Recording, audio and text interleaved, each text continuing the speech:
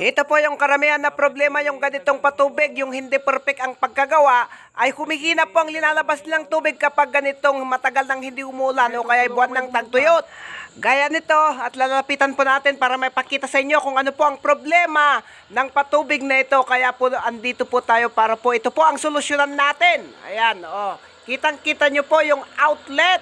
Oh, hindi po napupuno. Oh, kinakailangan po kahit man lang mapuno itong outlet na to. Ganito po yung normal, kahit man lang ganito. Ito po, electric water pump din po ito. At ito po yung di makina. Oh, ayan. Ayan, kahit ganyan lang ang ilabas. Ito po ang mga normal na lakas. Pero yung mga ganito, wala. Yung iba po kapag buwan ng tag-ulan ay napupuno naman po. Pero karamihan po kapag tagtuyot na ay ganito na. Di siyempre wala na, kulang na. Ha? Hindi mapuno man lang yung outlet. Kasi po kapag buwan po kasi ng tagtuyot, normal po na nag-draw down yung tubig sa ilalim ng lupa. Kaya kinakailangan kapag ganito ang gagawin ninyong patubig, mag-advance po kayo. Nauna na po natin i-upload ito, kaya lang po hindi natin kinumpleto kasi ayaw po ng karamihan ng sobrang mahabang video. Bali yan, kinalas na po natin kasi nga po aayusin natin at nakita natin na malalim po yung water level. Kaya ibababa po natin itong pump niya dito sa baba. Pero bubunutin pa muna natin itong tubo niya para dagdagan po natin, para advancean po natin. Bali yan na po, napunot na po natin itong tubo at para dugtungan. Bali ang casing po nito ay D4. Ayan, itong yan, ito po yung butas niya. Meron pong D4 na tubo dyan na nakabaon. At ang ilalagay natin dyan na straw niya ay ito po ay D3.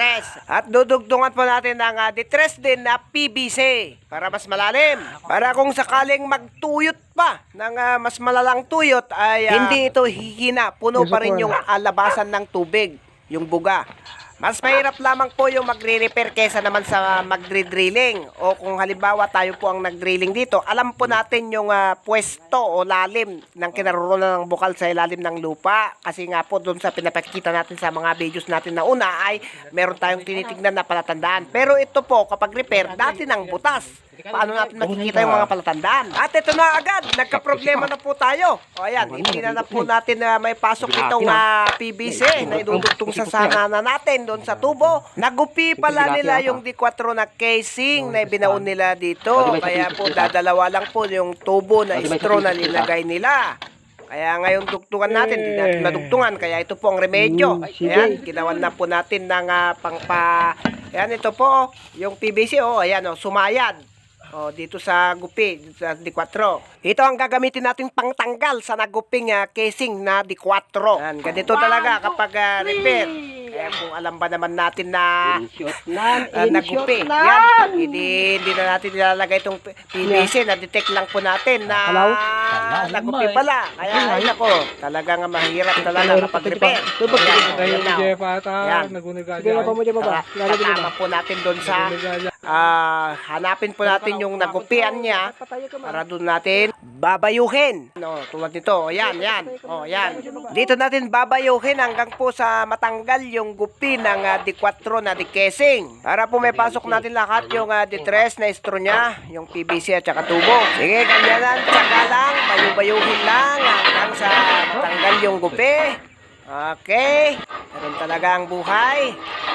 At bala ito na, shortcut na ilagay na po natin ang dapat nating ilagay. Ang problema lamang po, wala nang may labas na tubig, wala nang mahigop na tubig. Kasi nga po, trial and error. Kasi nga po, hindi tayo ang nag-drilling. Nasobrahan po natin yung idinugtong nating tubo. At ang nangyayari, naitapat po yung dulo ng tubo na idinugtong natin doon sa ilalim na walang bukal. Kaya walang mahigop. Kaya, ayan, binunot ulit natin sa kapatsambaan nating bawasan.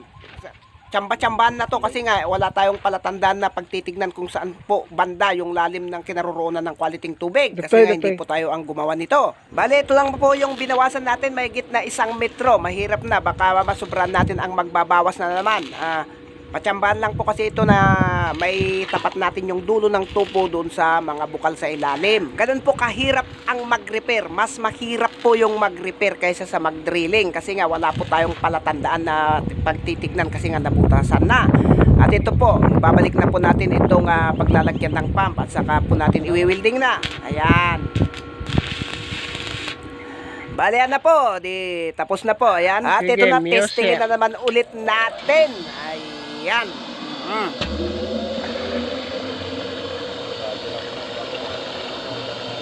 Bali yan na po, tumama na po. Ano yan? O di napuno na po yung outlet. Ito po ang pinaka-importante. Ang importante, mapuno po yung buga ng outlet. Hindi gaya kanina. O tignan niyo yung pinagkaibaan. Pakita ko. Ulitin natin. O ayan.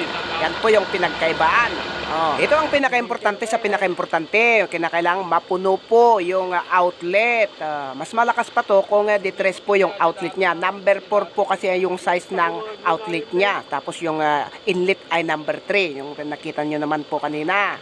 At madagdagan pa ang lakas nito kung dadagdagan po yung lalim ng hukay nila para ibababa pa ng konti yung pump para lalapit po doon sa water level. Pero kung meron kayong budget, kahit hiwag niyang ibababa kung lagyan ninyo ng submersible pump. O at kung meron pang ulit budget, laliman ng drilling, mabagaon ng maraming tubo para mag-free flowing na. Yung ganito pong setup sa mga po hindi nakakaalam na nagsasabing malulubog daw yung electric water pump doon sa yung ilalagay na sa baba. Hindi po yan malulubog kasi nga po meron pong drainage. Di ba po meron pong casing na D4, doon po dadaan po yung tubig kasi nga po yung inlet nito ay detress na ipinasok natin doon sa D4.